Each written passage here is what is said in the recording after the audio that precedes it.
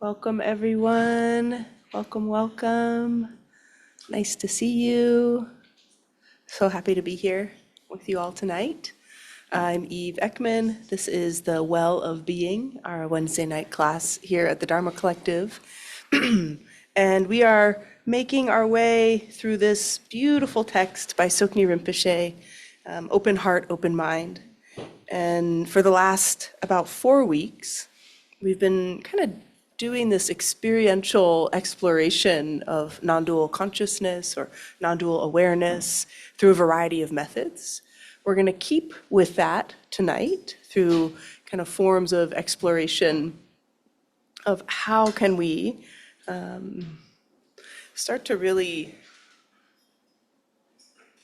glimpse is often the word used, but not just glimpse, this opportunity to rest in what's called the true nature of mind, or rest in this feeling of a non-conceptual, unconfigured state of open, spacious awareness. And even if those words kind of inspire or excite you, good. It's really tricky to use words for these states because some words work for some people and other words don't. We had a meaningful exchange last week with AJ, who was here, who's practices in non-dual meditations, and she said, that word gaps, it just didn't work for me. Like I couldn't get into the practice when I tried to imagine my awareness that's always still, always present, just kind of seeing it through the gaps between thoughts. So the words can be tricky with these practices. And what I've often been doing is a large preamble and getting into the practice. But tonight, I actually want us to get into the practice and then talk about what's going on, like what is it that we're doing. So I'll give my version of an abbreviated preamble and do my best with it. Before we get into the content of practice tonight, also just really want to say that it's such a joy to be here with you all and such a pleasure and a privilege that we get to practice in person. And I've been noticing the last couple of weeks, new faces. Welcome. No idea how you guys got here. So happy you're here. And then there's friends here who I know well, and I'm so glad that you all are here. And, it's important to know with these practices that sometimes there'll be a word or phrase, and you're like, what? No problem. Like if there is a term in the practice that just doesn't land for you, you don't need to strive to get there. You can kind of let it, almost like a drop falling in a clear pool, like let it rest. And if it then allows some sort of resonance, or you kind of get access to this slipstream towards clear, light awareness, wonderful. But I think especially when we are a community that shifts and changes sometimes weeks by week, even for folks who come often, maybe the terms this week are different than the other weeks. And this practice, these practices of resting into this true nature of mind or clear light awareness, they ask of us like deep existential relaxation. So not just relaxed as in, whew, I'm not going anywhere, I've arrived here, but this kind of relaxation of maybe I can release the things that I'm carrying. And not only the horrors of our world, which are abundant, but even like release this idea of I need to do anything in this practice, or I need to be someone as a meditator. So just a little bit of priming for especially these non-dual practices. And again, especially for folks I haven't met yet and who maybe aren't as familiar, these are practices coming from Tibetan Buddhism, largely Vajrayana and Nyingma traditions.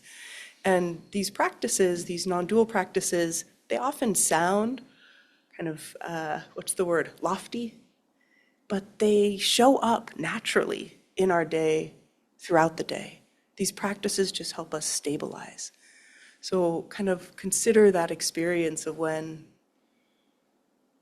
we've had such great weather here these last couple days, when the clouds part and there's that sense of infinite open possibility that feels bright and open.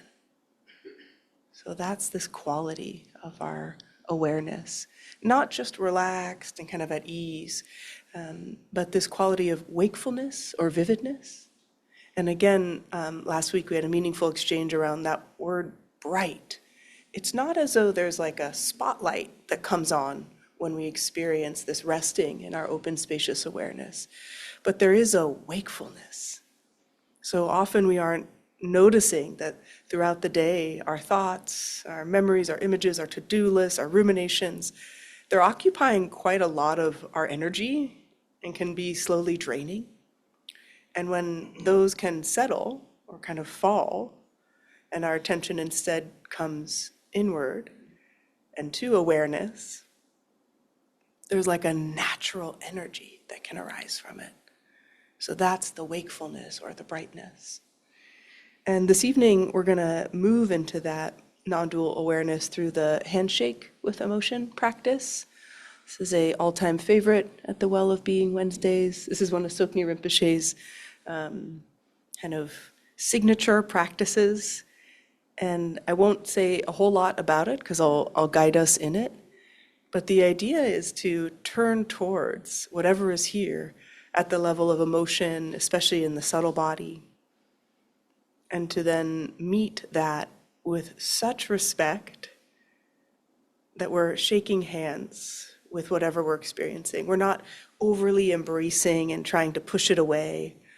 We're not kind of ignoring or denying. We're kind of meeting right at its own level the contents of emotions and emotion residue in the body. And that gives us an opportunity to ground in the body, kind of warm and feeling that sense of warmth in the heart and openness. And then that sense of openness with our experience of everything becomes more clear. My abbreviated preamble. So we are going to settle in to practice together here. We'll probably practice about 24 minutes or so. And for this practice, there is no need to be uncomfortable. You are absolutely welcome to move your posture and to shift. My invitation is when you feel that desire to shift the posture, bring awareness to the desire to shift, and then bring awareness to what it feels like once you shift, just so that we're never kind of thoughtlessly moving.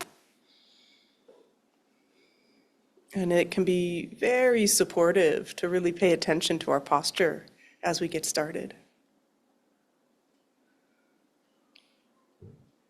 So finding through our inhale a lengthening and a softening of the spine.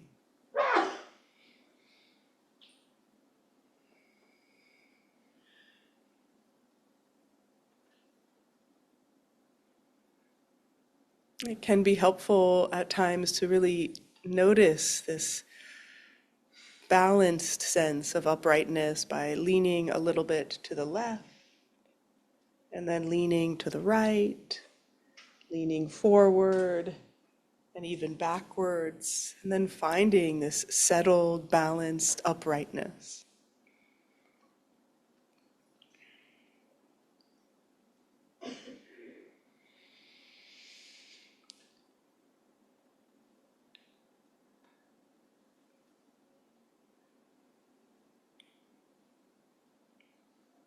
That sense of the upright spine can almost give us that sense that this body has a stability and a groundedness like a mountain.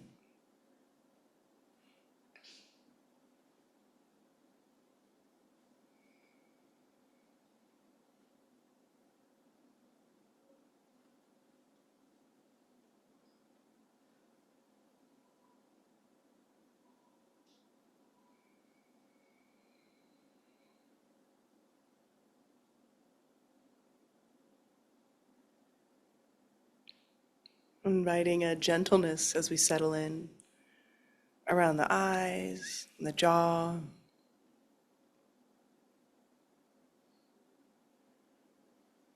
A gentleness through the chest and the belly.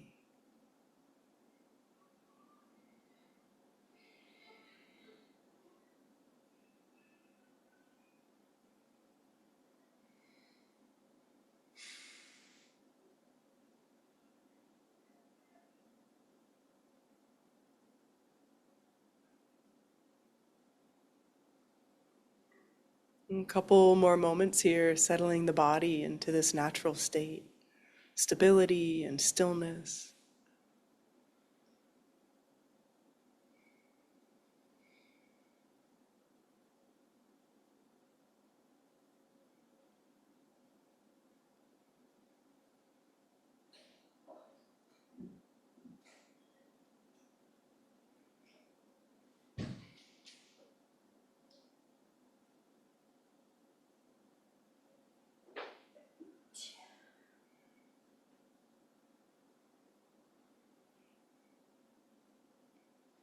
And of course, there are thoughts, inner speech, memories, images, ideas.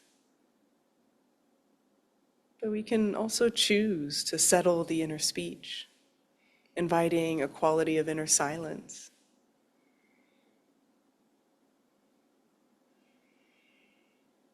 So the thoughts and memories and images are still there. We're just not prioritizing them, softening around that, feeling the grounded stability of the body.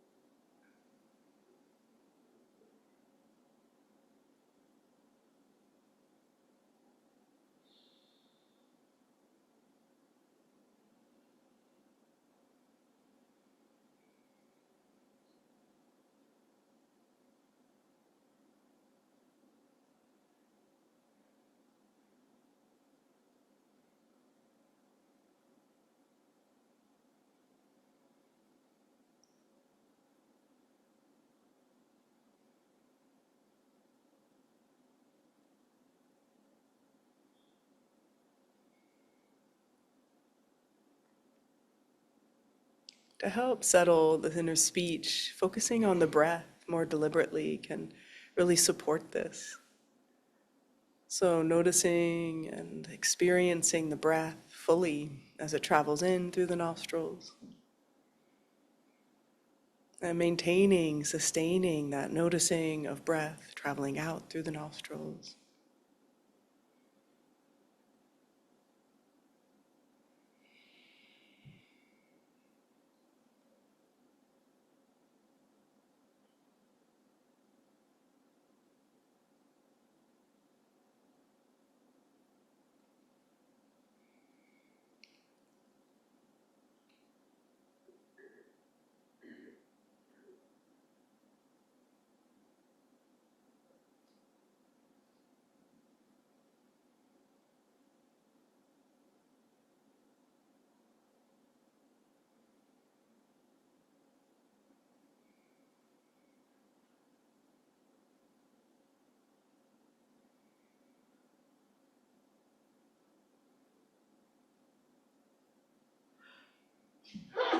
And consider this possibility that every single time you notice you're carried away, you could just relax and release and even find a sense of rejoicing coming home to the breath.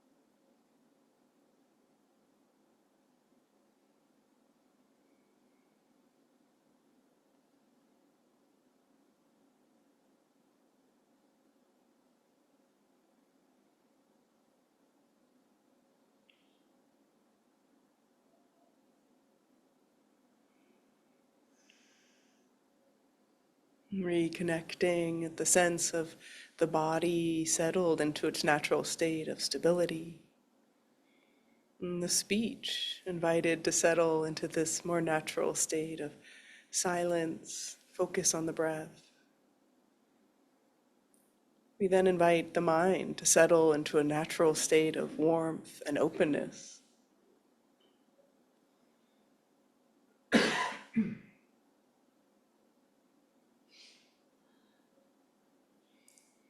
Still following the subtle sensations of breath at the nostrils while also having a bit of a sense of leaning back.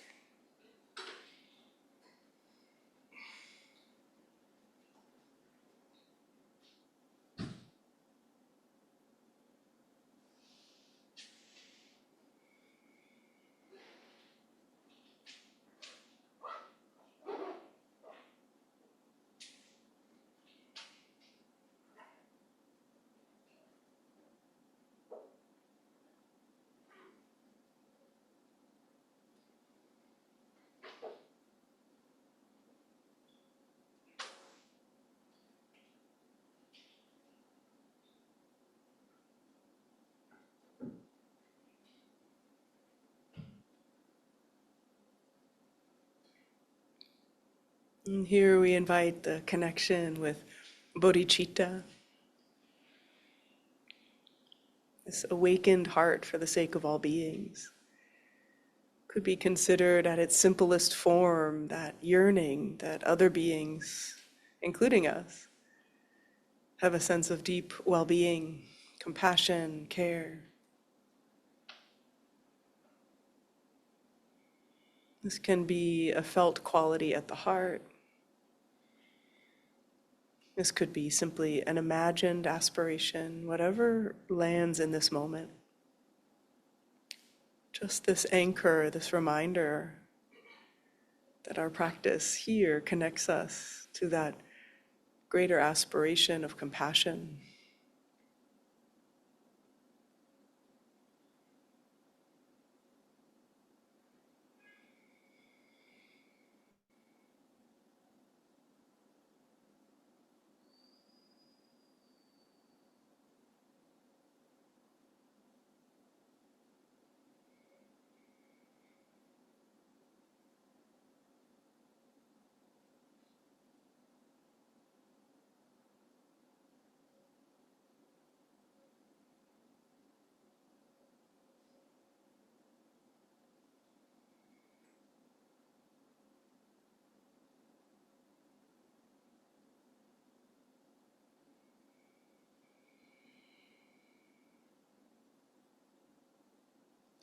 Couple more moments here with this invitation towards bodhicitta. Maybe it's a knowing, maybe there's a sense of generating, that sense that our practice indeed connects us to other beings. That part of why we are here this evening and why we are here in general is connection, care, compassion, kindness. And even if that isn't what we see reflected in the world, we can notice and feel that reflected in the heart.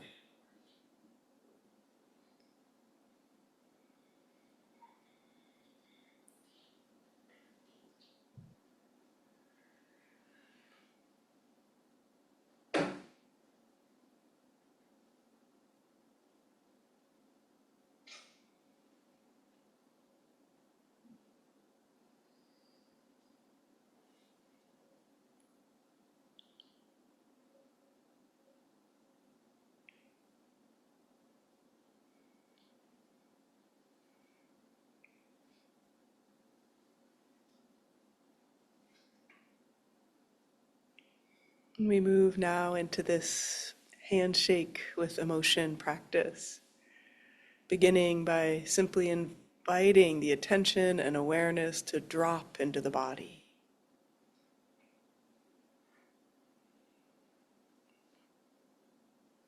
Noticing first the form body or physical body, its volume and weight, its temperature.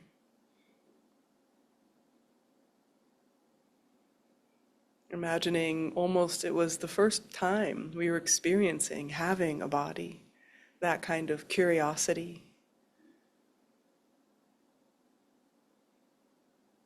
Noticing the body from within the body, all the different territories and geographies, the sensations.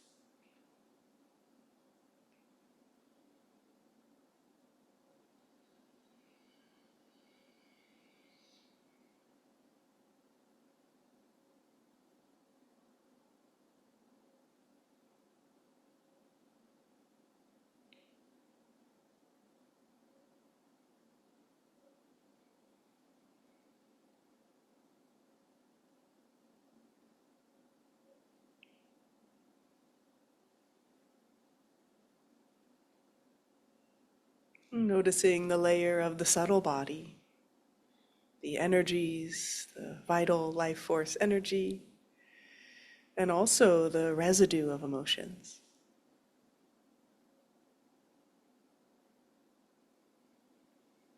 Maybe noticing different areas or locations where we hold a sense of heaviness or warmth, tingling.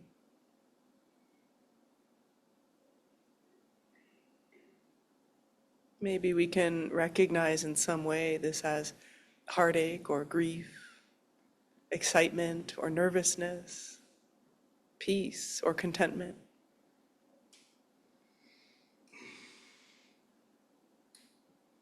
And no need to label or make a story, but again, with this curiosity, meeting, noticing, being with these felt sensations of emotion in the body.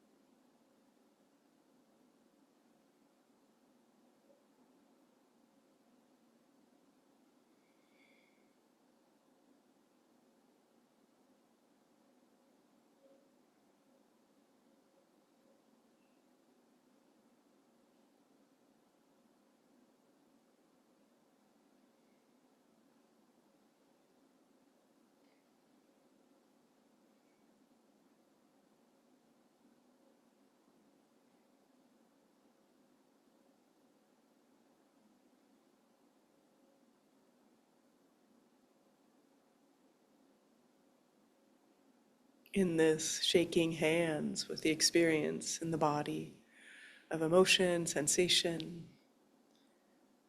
we're applying a kind of attention that is clear, precise, noticing with specificity the sensation and quality of sensation, a kind of somatic granularity.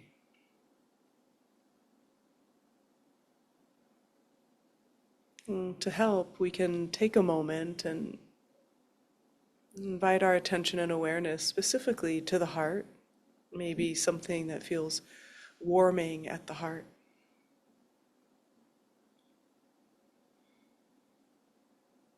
Briefly bringing to mind something where there's love or connection, appreciation, awe.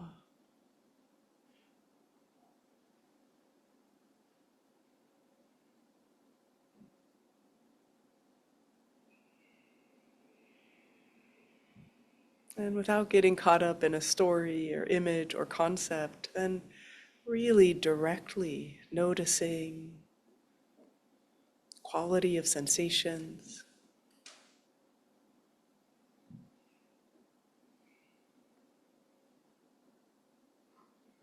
and feeling that these sensations have all the space they need.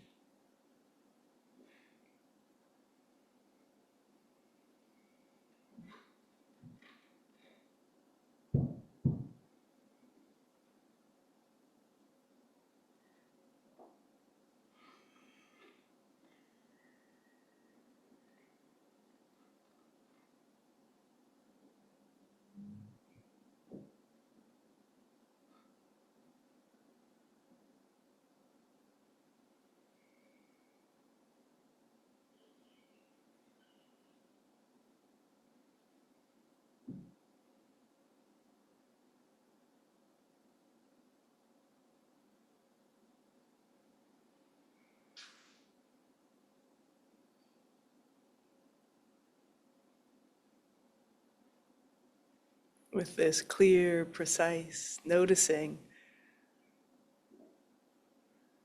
we may start to experience how the sensations shift and change, maybe even dissipate.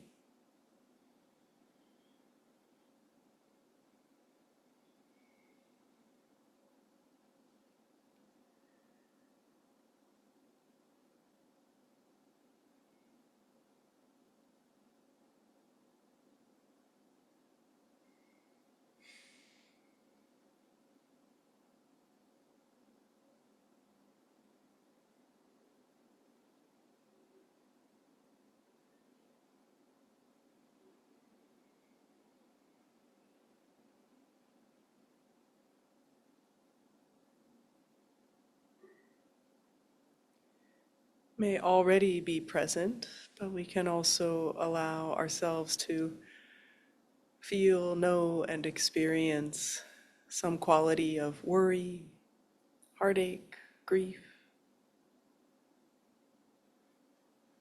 with that precise, clear attention to the quality of sensations, heavy, cold or warm, tight, allowing our breath to help us meet and be with these sensations as they shift and change. Again, that knowing that these sensations have all the space they need, or even resting in the space around this emotion residue, wherever it is in the body.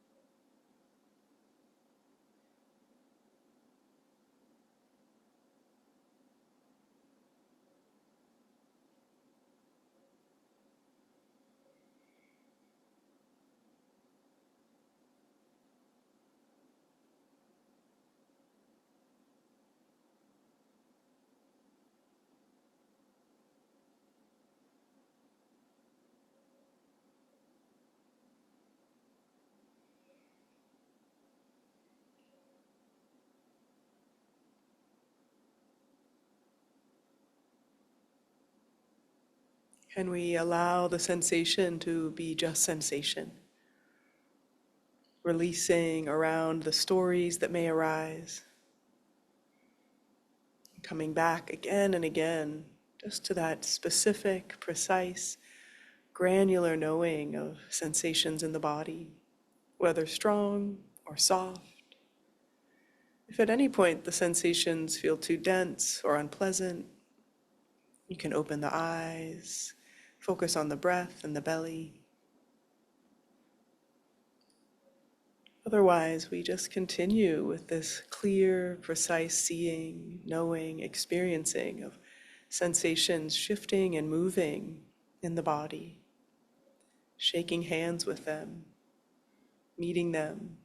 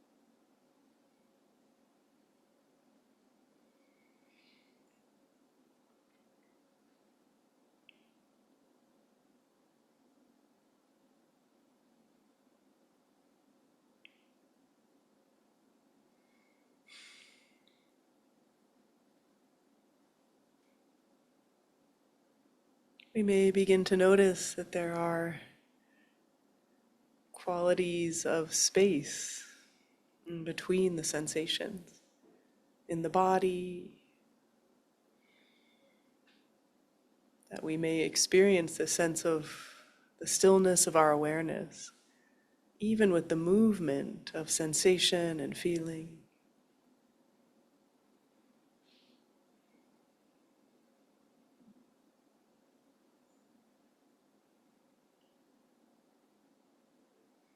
Bringing forth this quality, not just of the awareness that permeates all of these sensations, but a loving awareness, the essence love that is always already here within us.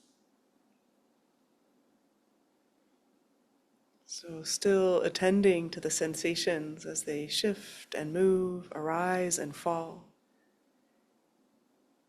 while leaning back a bit into this sense of loving awareness that holds it all.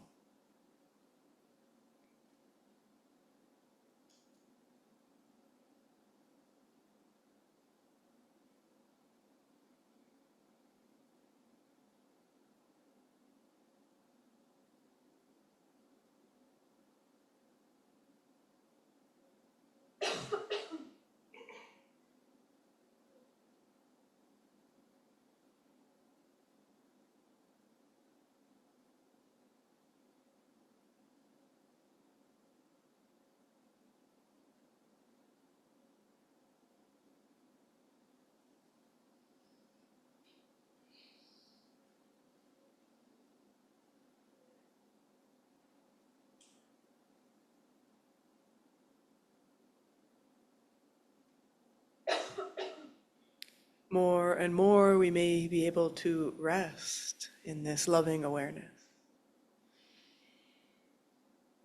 A sense of deep relaxation and ease, clear, vivid, awake quality, permeated with that warmth of the heart.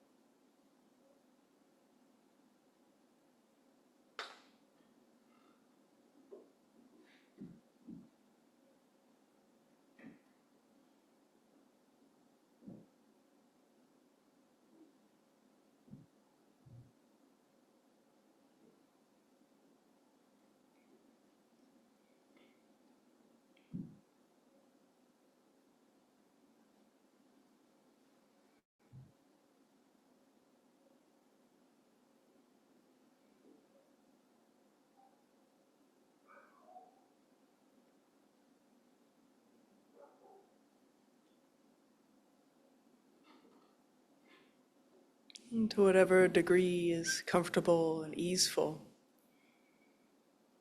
opening in that spacious awareness. Nothing needs to be pushed or forced.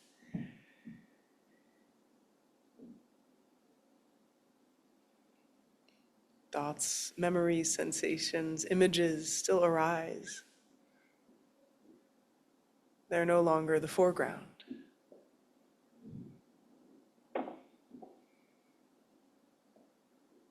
That deep leaning back into the loving awareness, always already here.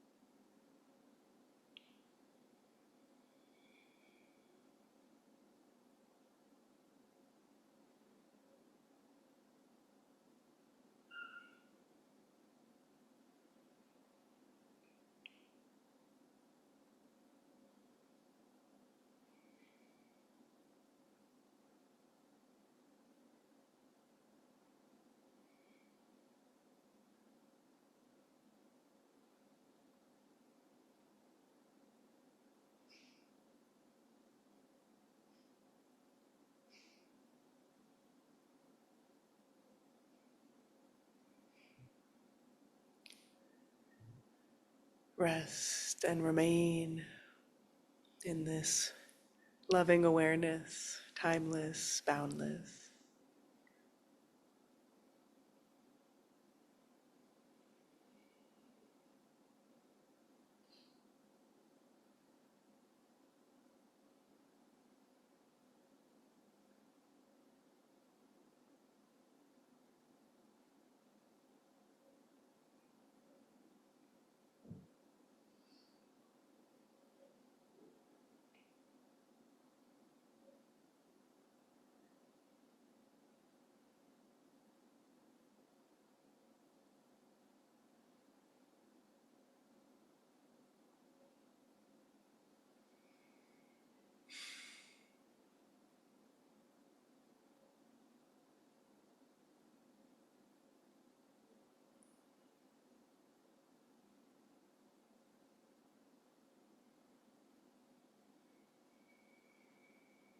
Very gently bringing attention back to the breath.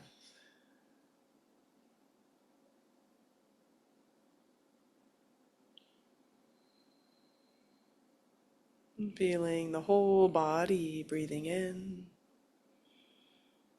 and the whole body breathing out.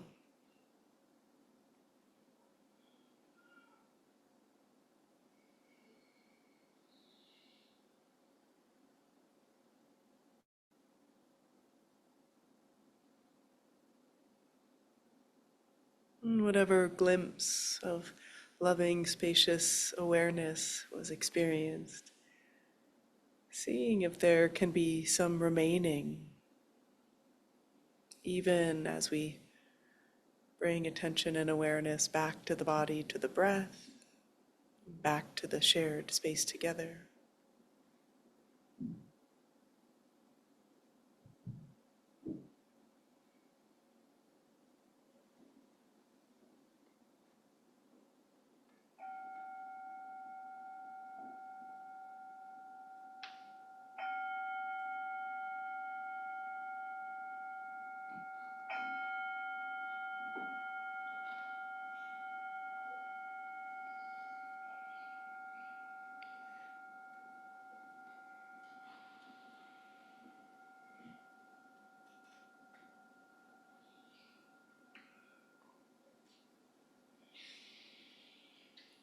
Thank you for your practice.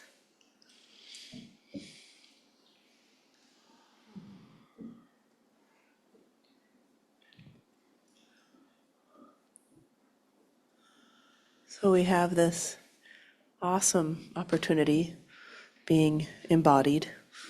It's kind of awkward sometimes, but quite lovely that we get to experience practice through the body as this doorway for inquiry into, the very phenomena of momentary experiences that can help us touch into something, so great and so vast.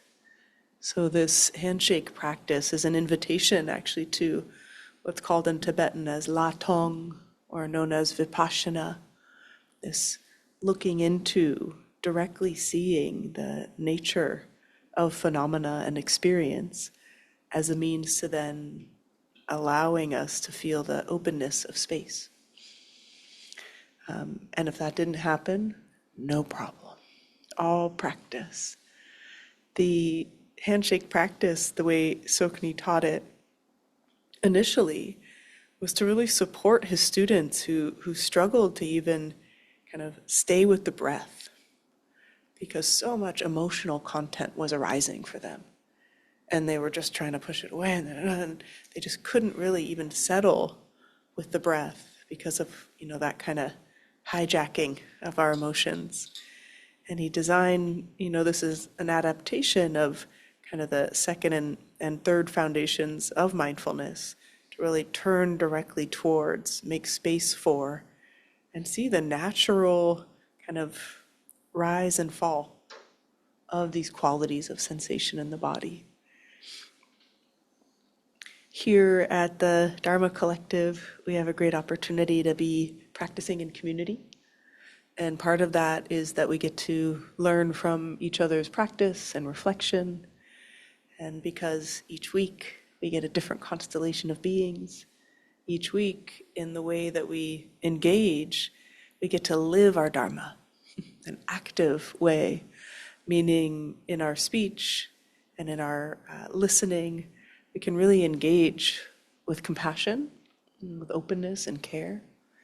It's so important in any center, but certainly a center here run by volunteers, really aligned with engaged Buddhism and community, that we can show up as like this microcosm of the community we want to be living in this world, where we have that kind of consideration of other beings. So I'm going to invite folks to ask questions and reflect. And when we do that, we have this opportunity to be so considerate of what we're sharing and being as compassionate as we can in what we share with one another. And then also compassionate with how we're listening to each other, so that we can use this opportunity to know the difference between judgment and discernment, right? I think as Buddhists, we're always like, I'm not judgmental, I'm just discerning, right?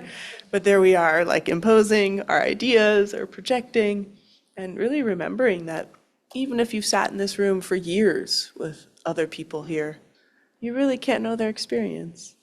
So kind of feeling that same freshness as we're listening to what's being offered. How does that sound to everybody? Fantastic. So for folks here, we have a mic so our friends on home can hear. And for friends at home, raise a hand. My eyesight keeps getting worse, so like maybe a big old hand would also help. But would love to hear any questions or reflections on that practice. Yes, Ron.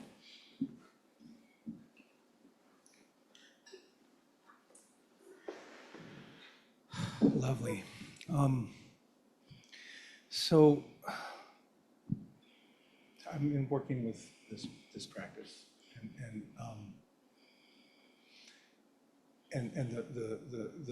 the sensations, the emotions that are arising are kind of. There's things I expected to come, but it wasn't content. It was feeling, and when something came, it would open. I would hold it in this love essence, this space, and I could definitely feel the space that was allowing this unfolding. And then there would be more, right? And then it'd be a little bit deeper. And then there'd be nothing for a moment, and then there'd be something. It'd be like, yes, you too, yes, everything. Yeah. And this is happening, but my question is about, as I'm in this, I am noticing this space that this is happening in, and it feels very close. Right? It's all right here. And I have been in this practice before where it gets big, right? Where I'm feeling the room or the block, and everything above and below. And that's not happening. It's tight and here. And I know you just said about that, no problem.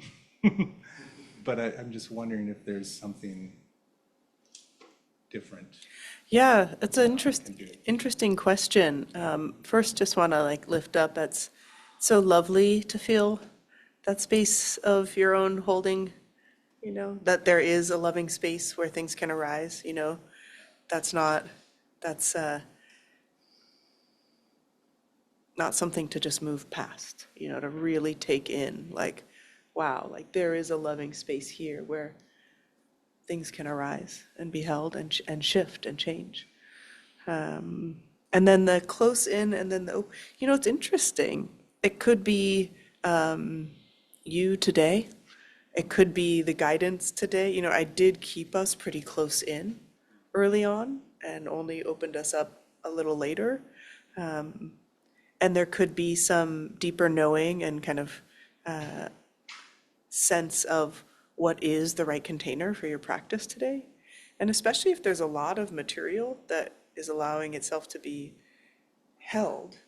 It might just be that that was the holding that your deeper knowing was really making space for. So, yeah, great question. Let's see how it goes with the next one. Thank you. Thanks. Other questions, reflections on the practice?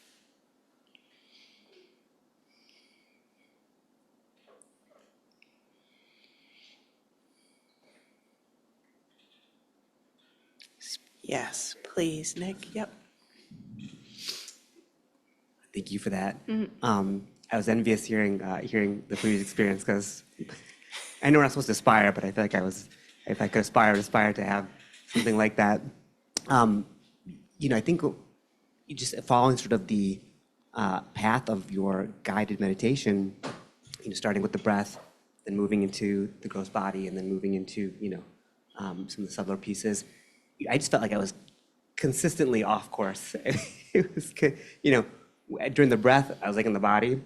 During the body, I was like, okay, let me ground, let me go back to the breath. In the emotional piece, then as all of a sudden I'm like in this narrative going, what something that happened 2 days ago. And then right when we're coming out of it, then I'm like, oh, now all of a sudden the emotions are starting to come up. and I think part of it is that over the course of the week when it's just, Yep. go, Yep. it's constantly in sort of do whatever it takes to get it done. Yep. And a lot of it is sort of pushing aside the emotions, and maybe, that's more limiting in other ways. So just, I guess, more of an observation, and Yeah. love any reflections on what's happening there. I mean, I love your clear seeing. So, and it's really hard to not like have a comparing mind, right?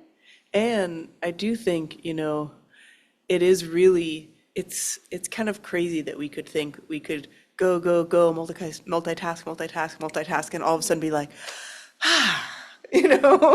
like our practice is everything that we're doing, right? And so it's interesting. I mean, this is a little bit of the challenge sometimes of being guided by someone who's not in your mind. And there's the hope or possibility that, you kind of not merge, but kind of enter or follow the mind of whoever is guiding, this transmission possibility. But that's not always going to happen. And I think there's another way of considering what you were doing, which is kind of utilizing what you were needing. So recognizing I need the breath, like I'm too scattered. And then also, especially if there's been a lot of content or, something that came up in the last couple days, turning towards the emotions in this context of this container in this space. Maybe it's like, nope, not going to do that, and, yes, like the busyness of the mind can be an obstacle. So it would be interesting, and I don't know if this is possible, given like work and other schedules, like, could you come here 5 minutes earlier and like lay down in the library?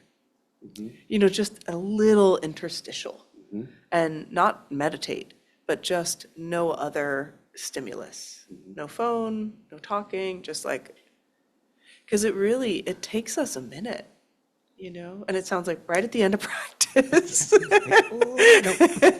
Almost. Yeah, but that's also, it's again, like, and sometimes these practices are what we can do on like a Saturday afternoon.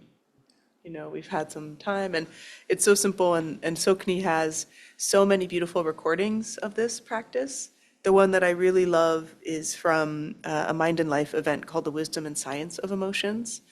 And it's a YouTube, and it's like, he gives this preamble, and then he leads the practice, probably 25 minutes, and it's so beautiful. So to also try it when the mind, heart, and body are more calibrated. And then that imprint might allow you to come and drop in here, so. Great. I love Yeah. priming the mind. I'll try doing that. Thank you. Yes, thanks, yeah. Yes, Raf. Yeah, I just kind of wanted to riff off that. I had a similar experience. A bunch of thoughts came up for me. One of them was how interesting it was that we got into the meditation so quickly. It made me think about how much of a warm-up the usual preamble, or even sometimes when we do like a short and then more discussion and then another meditation, like that's kind of the, the three precious pills, or like going in like with the meal before that, instead of having to like pound them with a glass of water like right before.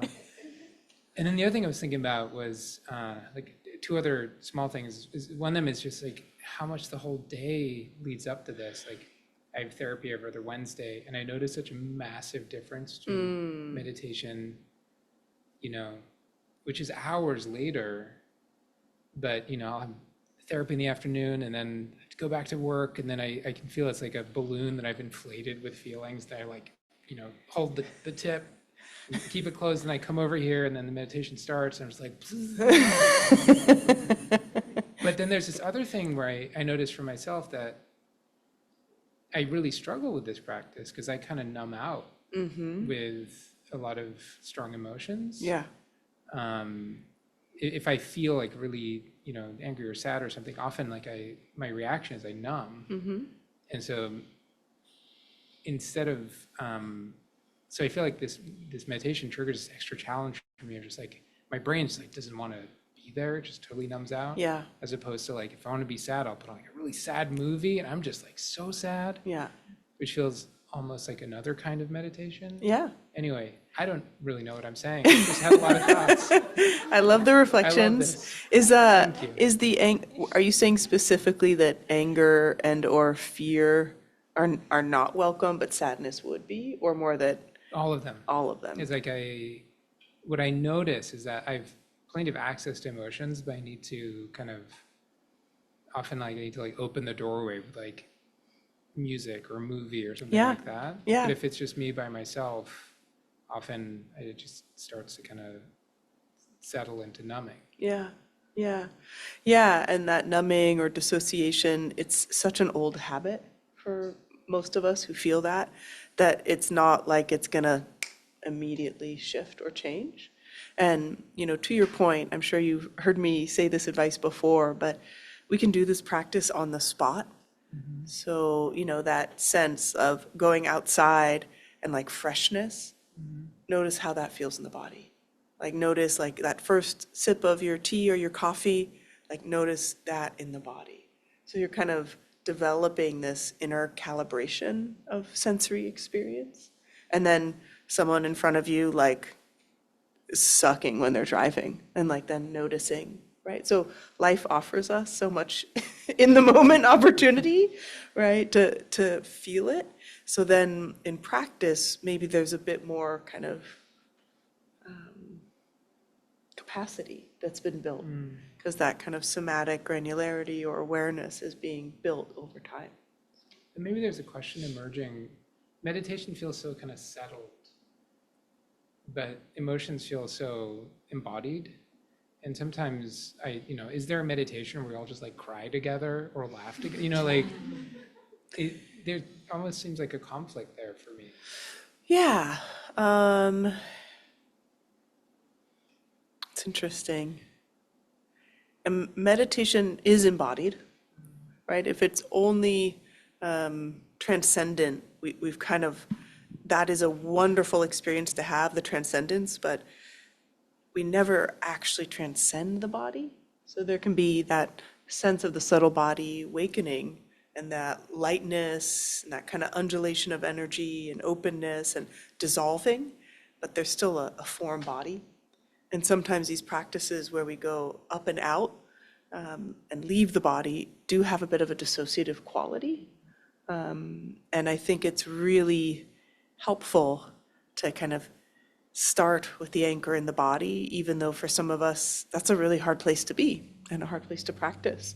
And maybe that up and out is a little more comfortable or familiar.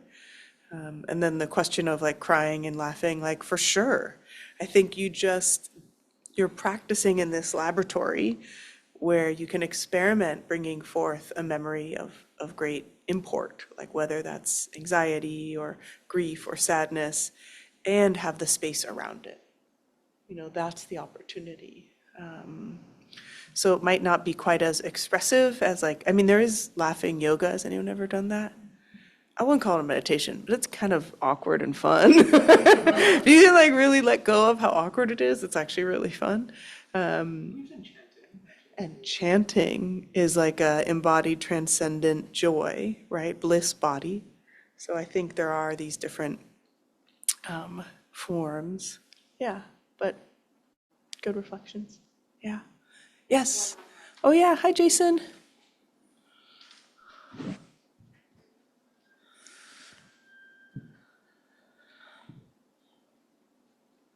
Oh, we can't hear you yet.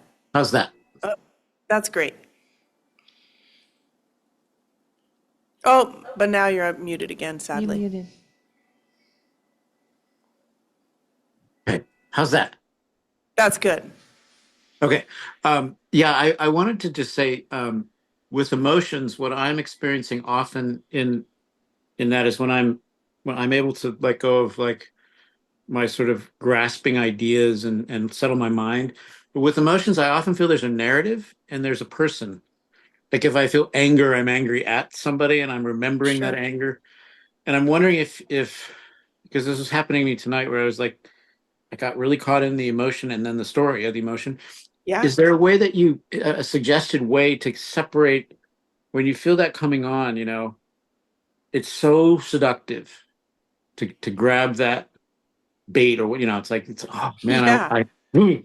and when I'm meditating, I'm like, I want to let it go, but I often just get so caught in it. And I'm wondering if you have a suggestion about just that moment where it's coming on and you're starting to build the story.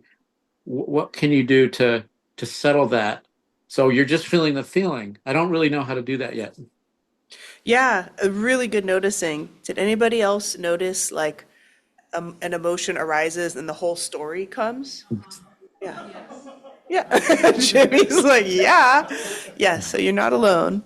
And again, like that's why this is such a good laboratory, is because that's happening all the time.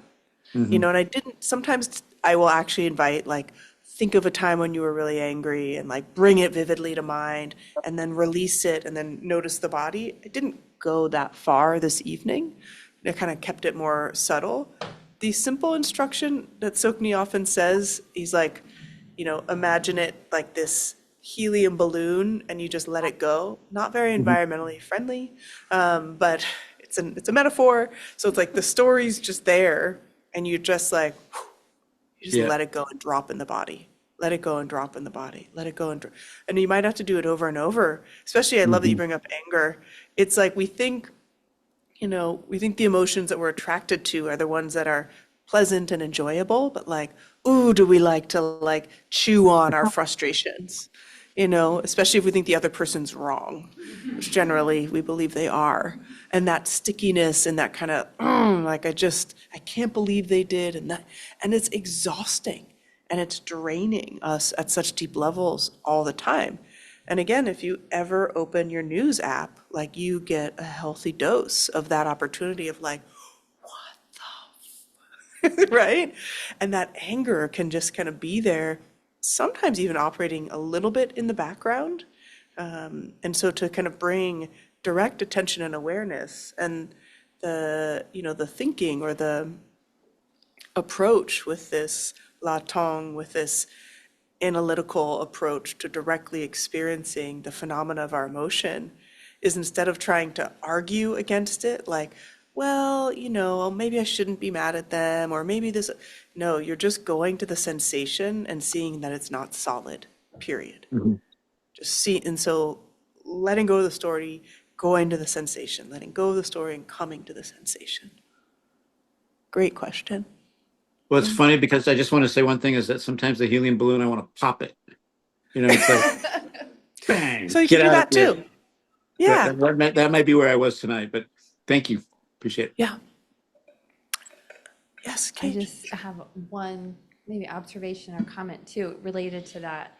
Something I noticed was your invitation to calm the inner speech was really nice and really difficult, because I feel like I was in something would trigger and then I would get caught back in the speech, and then I noticed my jaw is really tight, and then I'd have to like do the opposite, like let go of my jaw, let go of this, and it was really challenging with the invitation to calm that. Like that was really up for me tonight. Interesting.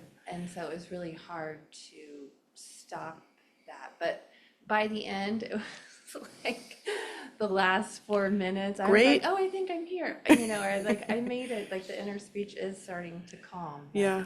it took a while. And I kept noticing it with that emotion too. Like it would restart it and I'd be like, I can't Yeah. get rid of it. Yeah. Silence. Yeah. And I think that's an interesting opportunity, right? Where the emotion won't like go anywhere, right? And Tsoknyi, he says so beautifully, like you can't have an agenda with the emotion that you're turning towards. Like, okay, I'll pay attention to you, and then you're going to go away. Like we really have to just be with it in this presence without any expectation, all this curiosity, all this care to the quality of sensation itself. And then, I mean, truly, it does dissipate. Physiologically, our emotions will rise and fall. It's just the thinking about them that re-triggers them. So how do we settle the mind in the body so that it's not re-triggering? And then I would also love to hear from anyone who was their first time doing Handshake with Emotion. Yeah, hi. Hello guys, it's my first time here. Yeah, welcome. Like I'm actually like the emotion, like riffing off of like what was said. Can you put a little closer? Thanks. Yeah. So the emotion that I sort of experienced the most was like a kind of nostalgia, even. And I was thinking like there's a kind of, I don't know what to do with that really. Like it's warm, Yeah. it's seductive perhaps. Like it's something, it's like a warm, like water pool or something that you Yeah. just dive into. Yeah, beautiful. But then like it also has a simultaneous tendency to like muffle you and like hold a grip on you, as it were, perhaps like limerence. I don't know how to describe it. So when it comes to what to do with that, like once I'm in that emotion, I'm emoting in a particular way. Now what now Yeah, with that? yeah. Great question. What was your name? Samid. Yeah, nice to have you. So I love you describing nostalgia like this warm pool. Like that's such a evocative image. And nostalgia is enjoyable, but it also has kind of this resonance of a little longing in it, like a little sadness. And it can be, as you said, quite seductive. Like we can actually get quite almost habitually oriented towards the nostalgia as a way of losing our present moment awareness, as you were saying, kind of muffles this because we're remembering that with such fondness. And similarly, like whether it's an emotion that's pleasant or an emotion that we qualify as unpleasant, we just notice it. Notice the quality. Oh, it's warm. Oh, there's a heart quality, like, oh, I feel it in the face. Like you just notice the sensation of it, right? And no problem. And ideally, at some point, we start to have no preference between that anger or that nostalgia, and we notice it as phenomena. Like that's not that we want to live that way of like, I don't care what I mean, that would make things convenient, right? But the truth is, we live in this world where we prefer things to be pleasant. But when we practice that flexibility of receiving what's unpleasant just as we receive what's pleasant, it does allow us a lot more flexibility with what the world is offering us, which is a mix all the time. Yeah. So is then the purpose of like a meditation, let's say, session to just like have a kind of separation between like your emotions and like sort of almost like an objective view of them as just phenomena and something like that? Yeah. Is that the end? Like, end Great goal? question. There are apparently at least 10,000 meditations, right? And so this one in particular, one of the goals, and you're describing it beautifully, is a kind of decentering, as we call it in psychological terms. So that's being able to recognize the phenomena of emotion without being cognitively fused in it, like it's us, like that's all that's happening.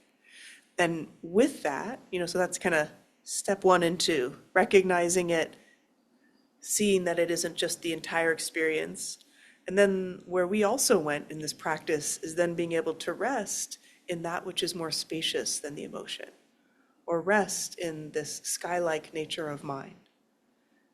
Was there any glimpse of that for you? Something like, oh, it's not like there is an experience here that's not only the thoughts, not only the feelings. There's something, I mentioned the stillness of awareness amid the movement. I think for like very brief moment perhaps, Yeah. but then I sort of delved into the Totally. flow. Oh, yeah. And those are, it's sometimes called these glimpses, right? These glimpses of the spacious awareness. And this is definitely to be explored and seen for yourself. But the promise of that, of resting the mind in that spacious awareness, is a deep nourishment from which all the phenomena can exist, but without us being so hooked and so pulled, right? And then also so much clarity that insights naturally arise. So not to kind of anesthetize and lose ourselves into this blissful clarity, but to have this clear seeing that allows us to really move through the world in ethics and harmony. Yeah, thank you. Yes, in the back.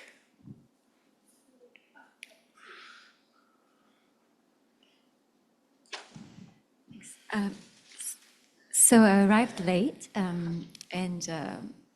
so I heard you use the term handshake in the middle of my meditation. I didn't quite know what it was about, but I assumed it was probably a handshake with my experience or something of this sort. And the thing is, I actually stepped in being perfect case study, like extremely overcome by difficult emotion. Yeah. So I'm in the midst of a very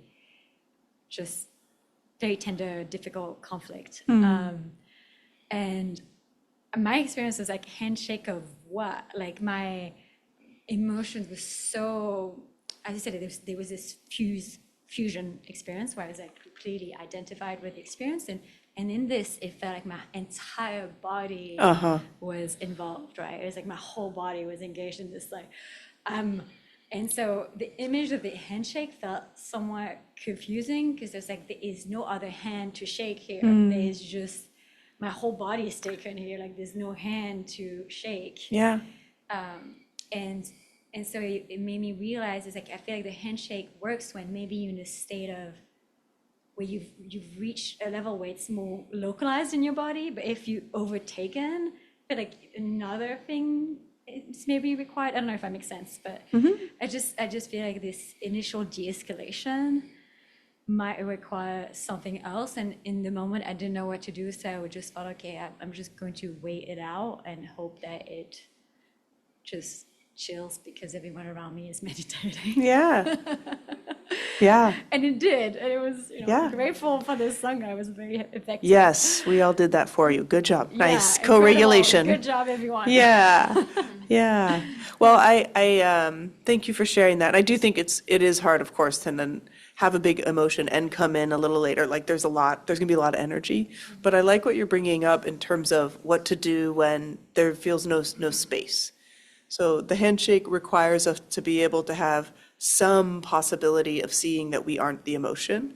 And it sounds like your experience, like there was no space, right? And indeed, like I think the best thing to do in that case can be, I think I mentioned this at one point, if it feels too strong, hands on the belly, eyes open, focus on the breath, right? Because when we're flooded, so you're describing experience of being kind of flooded by the emotion, which usually, I don't know if this is true in your case, means that we are repeating the story. Yeah. So when the mind just will not relent, then we kind of have to do something more tactile, like that holding and the breathing, and then come back. And then if we get completely flooded again, try again. And then even, again, depending on where you are, sometimes, when that is the case for me in the midst of very strong emotion, I'll spend 10 minutes journaling before I sit. So might not exhaust my cognitive load, but at least some of that, ruminative fuel gets spent. So.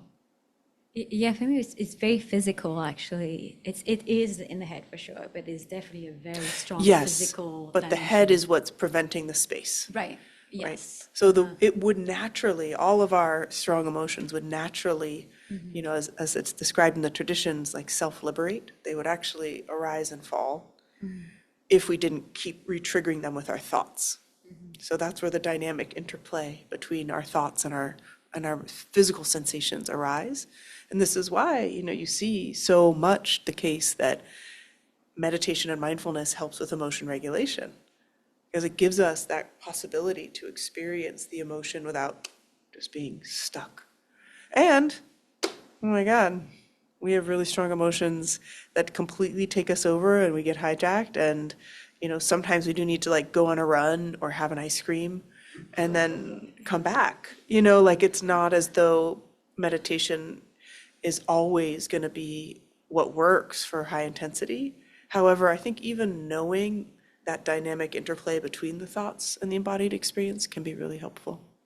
Yeah, and then, I remember from some of your past shares too, it's like the connection with the other, right? And I think when we have such a strong connection with the other and there's conflict, it's just threatening at such a core level, and to be so gentle with us, and sometimes that might mean the whole practice is just, I'm safe enough, I'm okay.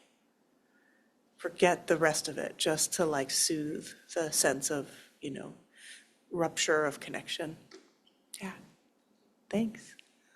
Yes, 2 more and then we will, I swear, get to the book at some point. Who Yeah. was next to you? These 2 hands here, yeah. Hi again. Yeah, nice to see I you. was a little reluctant to speak because I know I spoke last time, so I No, didn't want to take up too bring much it on. space. But this brought something up for me that I just wanted to ask, so Yeah. I'm going to ask it. A big part of what brings me to meditation is emotional regulation. I'm a big fan of Tara Brach, if you're familiar with RAIN, and I'm a big fan of like DBT therapy. And so I think that I feel a little bit confused about this aspect of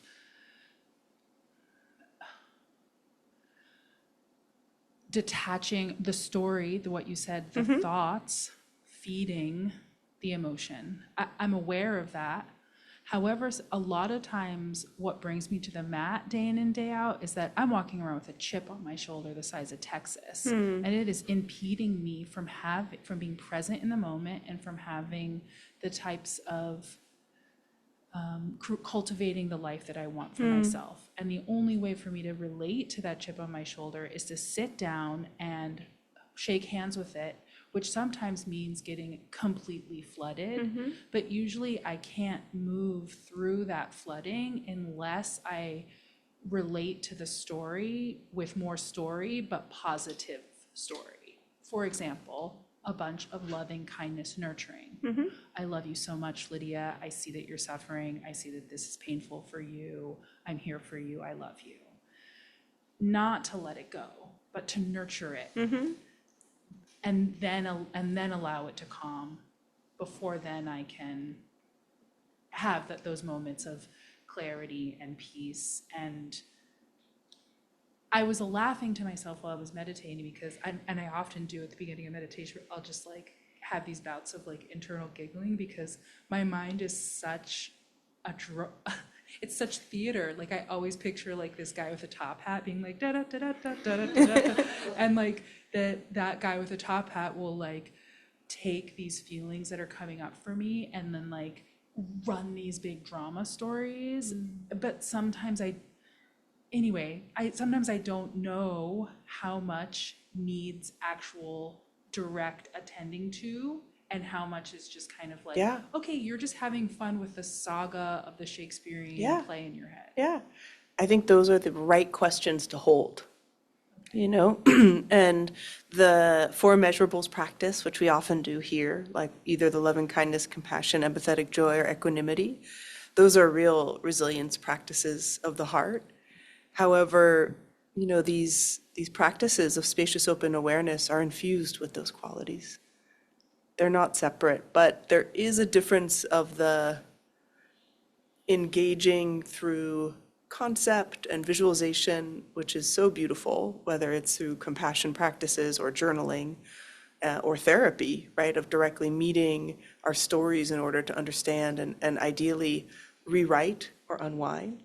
And then, where we've been practicing these last couple of weeks in the non-dual, there is an opportunity to be like, cut it out with the stories. So there's the nurturing compassion, and there's the cutting through. And though this, I'm not bringing any kind of fierce energy to it, it's just like, cut the story. And both are skillful. So thank you so much, Lydia. Yeah. Okay, yeah. Last question, comment here. Thank you. Nice to see you. Thank you, everybody, for all your shares. I wasn't going to mention this because I'm a little embarrassed, but the last couple meditations, well, a few lately, I just go into dream state. Like I hallucinate. Yeah. And then I come back and I'm like, oh, good, you're back. And then I'm gone. And Yeah. then I come back. And Yeah. I'm just like back and forth into these dream states. Yeah. And I'm really frustrated. I don't want to stand up. and I and hear I you. open my eyes Yep. and I'm like, okay, they're ready to close now. But so, and I did all these great things. I had a lot of emotions coming up today. And so I went for a bike ride. I did loving kindness on my bike ride, like prepping myself, so looking forward to Yeah. sitting with you all. Yeah. And I don't know what the handshake is. Yeah. I totally missed it. Yeah. No problem. No problem. And, and I think, it's not uncommon. Like, it's after dinner for many of us. It's late in the evening. It can be very hard to not slip into hypnagogic states. If you don't want to stand up, you can just come to the edge so you're not against the back, and then finding that grace of like, yeah, I'm just tired, and I'm going to listen to the enriching conversation that's happening and discussion and teaching, and the practice is a real nourishment for, who knows what's happening in the subtle body. Could be a really good nourishment for the subtle body when we're in those hypnagogic states. So, yeah, thank you. Okay, so a lot of what I wanted to share with us kind of naturally came up, but I want to read some really beautiful ways that Tsoknyi's talking about latong, or clear seeing, and why it's so important, or why it can be so important to really see this kind of fundamental nature of emotion and phenomena. He says, when we begin practicing mindfulness, we're simply noticing. In a sense, we're like a shopkeeper taking inventory of items in his store. This is here, that is there, this is there. And he says, we try to notice the sensations, emotions, and thoughts without judgment. I think that's an interesting way to think about the development of our practice, like noticing what's here, being able to distinguish and identify. And he says, through the simple act of noticing, however, an extraordinary transformation begins to occur. Slowly but surely, we begin to let go of the attachments and fixations that keep us locked into identifying with whatever patterns define our experience. So much to Lydia's point, and otherwise, as we start to notice, like, okay, tightness, intensity, fear, sadness, it starts to feel less like us and more like something that's passing through. And we're not even trying to say, like, this isn't me. We're just noticing. The noticing itself is the transformation. And I think that that's a very confirming message. Like, we don't have to try to change it. We can just keep noticing, and that kind of deepens our ability to hold in awareness what's happening without getting so carried away so quickly over and over. He says, when we bring insight into our practice, we enter a deeper process of transformation, engaging in a kind of dialogue with our experience. When we notice tightness in the area of the physical body, we can begin to break through the tightness down into its constituent parts. We look at the body as a construction of little pieces rather than one big lump. We can explore the thoughts and emotions that contribute to tightness, or the other way around, looking at the thoughts that make emotions, that in turn make physical sensations. We look at the emotions that change our thoughts and provoke physical sensations. So it's like we get almost like under the hood, and we see the inner mechanisms, like that which is driving our understanding of the world. The process of dissolving habitual patterns takes some time, maybe an entire lifetime. But it doesn't mean we distance or detach ourselves from experience or get down on ourselves for bursts of intense emotional experiences. Rather, it involves a process of extending a sense of experiential realization to the potential from which patterns emerge. I have to say that again. It involves a process of extending a sense of experiential realization.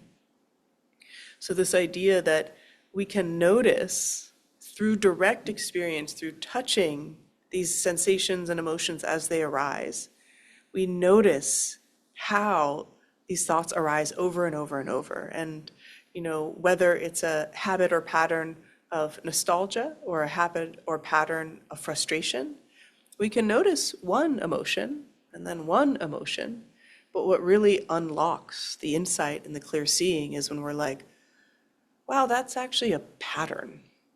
That's not just one irritated moment. Like, that's not one sense of despair or overwhelm. Like, this is how I relate over and over to specific people or circumstances. And then we start to see, like, that understanding of the pattern helps us see our role.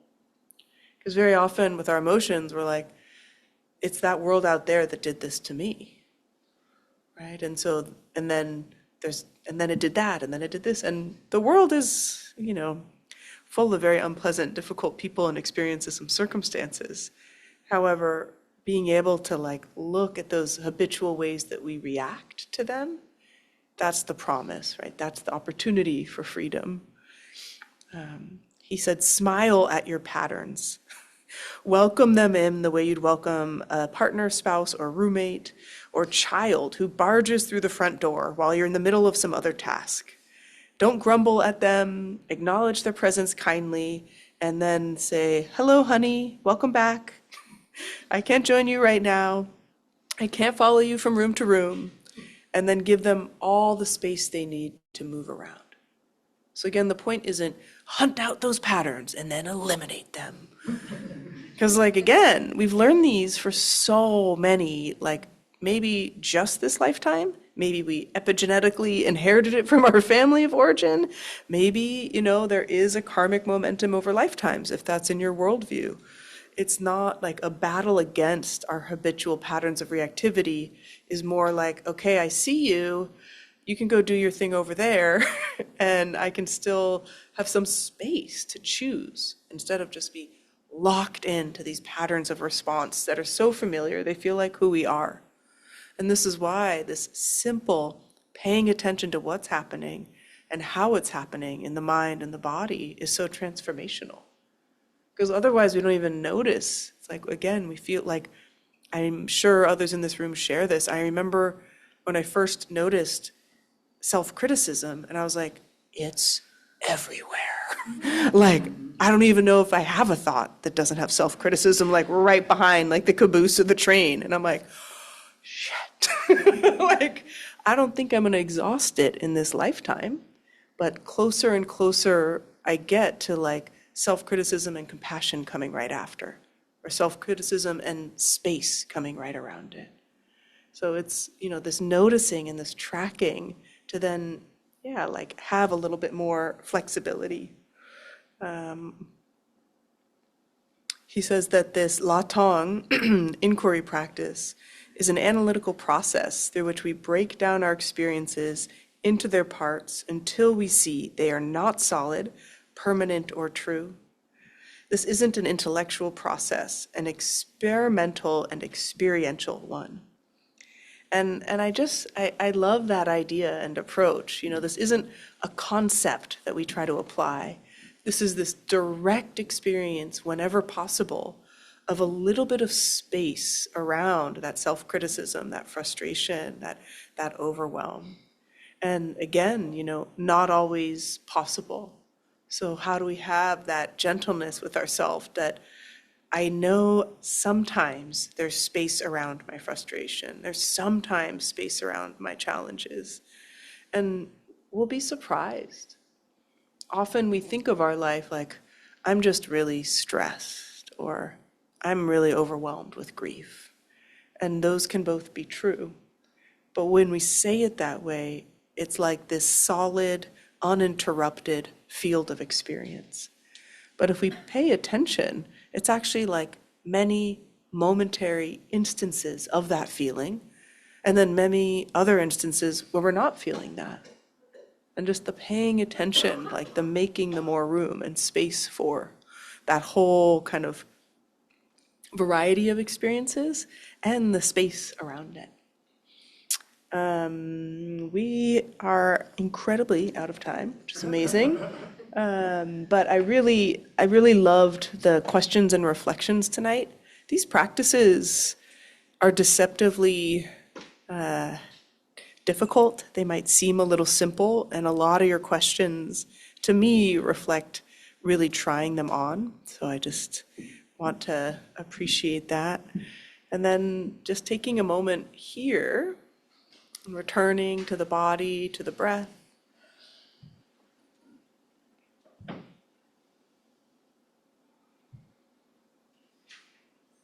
And feeling the presence or nourishment of whatever has arisen in this time.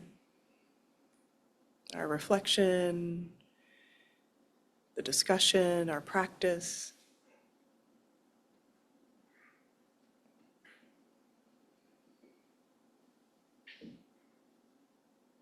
And this meaningful opportunity at the end of our practice to dedicate our time together, almost as though we were scooping up all of the benefit, all of the sense of connection or insight, even confusion, not knowing.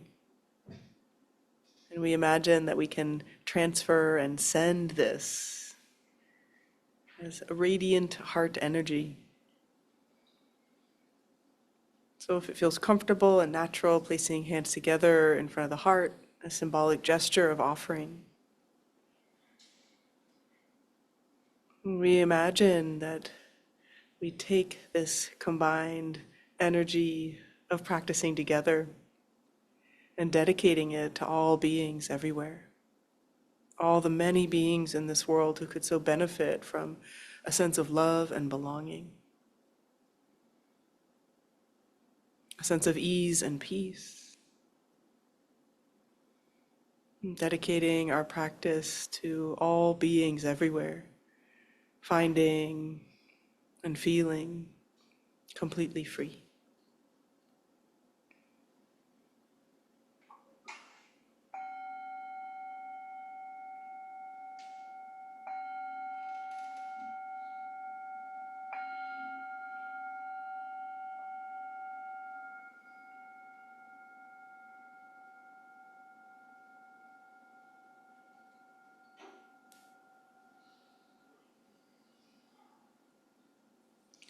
Truly, truly appreciate your effort, intention, energy. It's really meaningful. And I really think even when it's a slog and a struggle, showing up for each person who's showing up makes a really big difference. So thank you for showing up.